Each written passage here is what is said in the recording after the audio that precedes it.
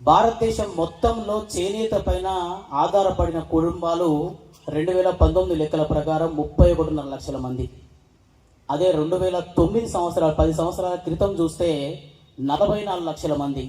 అంటే 10 సంవత్సరాల్లో దాదాపుగా 10 లక్షల మంది ఈ వృత్తిని వదిలేసిపోయారు.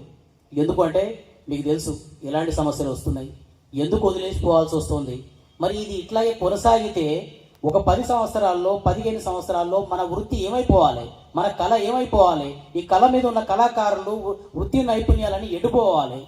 మన నెక్స్ట్ జనరేషన్ జనాలంతా కూడా వీటి మీద బతకలేక, వీటి మీద ఆధారపడలేక వేరు వృత్తులకు వెళ్తున్న పరిస్థితులు. మరి ఈ పరిస్థితులు ఎందుకు వస్తున్నాయి? రకరకాల సమస్యలు, నకిలీ డిజైన్లు, ప్రభుత్వాల నుంచి రావాల్సిన సబ్సిడీలు సమయానికి రాకపోవడం, చేనేత కార్మికులకు ఇవ్వాల్సిన రుణాలు సకాలంలో మాఫీ చేయకపోవడం, ఒక కార్మికునికి గుర్తింపు కావాల్సిన